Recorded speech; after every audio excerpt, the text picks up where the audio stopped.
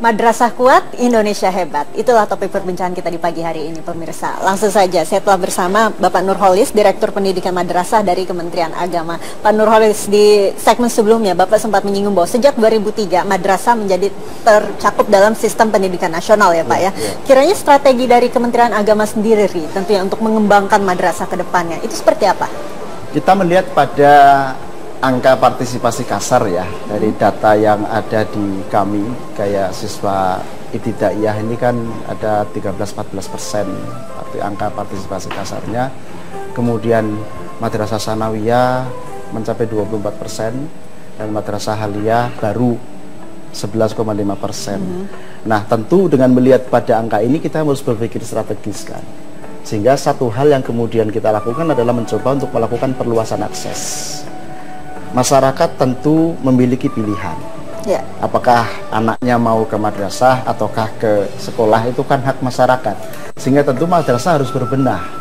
Nah, cara yang kemudian kita lakukan adalah di samping tadi perluasan akses, kita juga banyak mendesain untuk peningkatan kualitas, mutu daripada pendidikan madrasah tadi.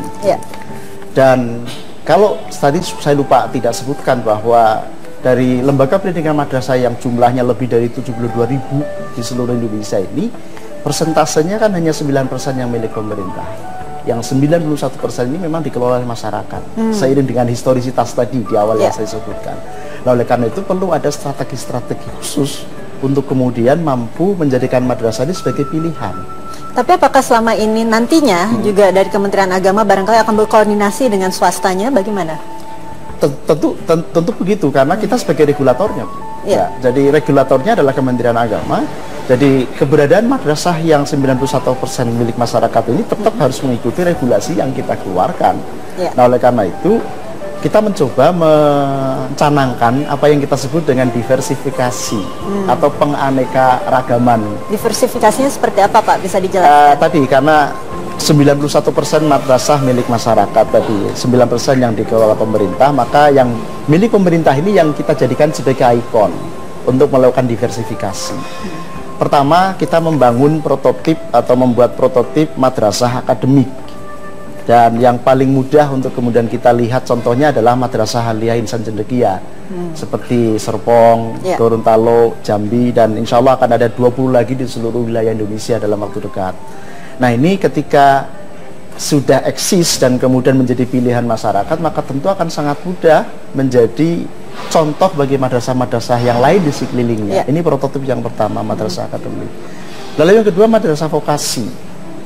Kita ambil posisi tidak seperti sekolah menengah kejuruan, karena tadi saya katakan bahwa madrasah-madrasah yang ada ini memiliki keunikan-keunikan tersendiri. Katakanlah madrasah yang ada di daerah pesisir tentu akan sangat lekat dengan budaya perikanan misalnya. Jadi nantinya madrasahnya akan disesuaikan dengan kebudayaan, potensi yang ada di potensi daerah yang dimiliki, katakanlah begitu, ketika kita mengembangkan vokasi atau keterampilan, begitu. Lalu yang ketiga adalah madrasah reguler yang jumlahnya banyak tadi itu, kita beri pilihan. Dia akan ikut yang kemana. Kalau misalnya mau membawa diri untuk meningkatkan kualitasnya menjadi madrasah akademik, ya imamnya adalah Madrasah Insan Cendekia tadi dengan kualifikasi dan seterusnya tadi, yang tentu butuh proses yang kita dampingi dan kita bantu. Lalu yang keempat adalah Madrasah Haliyah Keagamaan, karena kita mendengar aspirasi sekaligus juga rekomendasi ormas-ormas muslim atau ormas-ormas Islam di Indonesia bahwa Indonesia sekarang kekurangan kader ulama. Maka madrasah harus mampu menjadi salah satu produsen, katakanlah begitu, kader ulama ke depan. Jadi ada dari awal ketika mereka sudah di pendidikan menengah ini mendapatkan materi-materi pendalaman kajian-kajian keislaman, sehingga ketika pada gilirannya nanti mereka di perguruan tinggi Islam misalnya untuk takhusus atau spesialisasi di kajian-kajian keislaman, mereka tentu sudah sangat siap dan sangat ready untuk menjadi kader ulama tadi itu. Oke, dengan adanya banyak program-program untuk memajukan madrasah ke depan, saya ingin tanyakan kalau begitu anggarannya bagaimana ini Pak? Pembiayaan untuk madrasah bagaimana? Selama ini tentu karena pemerintah juga sudah punya komitmen yang begitu tinggi ya, dengan anggaran 20% untuk pendidikan, ya menurut saya tidak ada persoalan yang berarti. Tinggal bagaimana kita memiliki visi ke depan. Tentu ketika visi kita besar dan jauh ke depan kan tidak mungkin kita wujudkan hanya dalam waktu 1 tahun 2 tahun.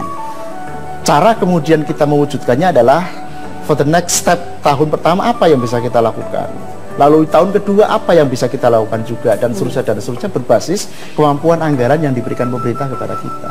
Ini yang kita lakukan, sehingga ada 2 skema yang bisa kita lakukan. Pertama adalah program untuk madrasah yang negeri, karena itu pemerintah, dan bantuan untuk madrasah-madrasah yang milik masyarakat tadi itu, dengan skema tentu kompetisi yang sangat terbuka dan transparan. Jadi kita gulirkan kompetisi-kompetisi, misalnya madrasah award misalnya, bagi kategori madrasah keterampilan, ya, bagi atau madrasah vokasi tadi, madrasah keagamaan misalnya. Kemudian bahkan ada madrasah entrepreneurship misalnya, itu juga kita lakukan kompetisi-kompetisi itu untuk madrasah-madrasah swasta. Dan memang belakangan ini pun kiranya prestasi-prestasi dari siswa-siswa madrasah itu terlihat sekali semakin menonjol ya. Sudah sangat banyak, tahun-tahun sebelumnya. Sangat banyak, saking banyaknya saya nggak bisa nyebutkan semuanya. Ya. Sebagai contoh saja, ketika Kementerian Pendidikan dan Kebudayaan menggelar lomba penulisan sejarah misalnya, itu yang menang adalah anak madrasah Aliyah Negeri Purbalingga misalnya. Lalu ketika Perpustakaan Nasional menyelenggarakan lomba perpustakaan, yang menang madrasah Aliyah Gajah di Demak misalnya.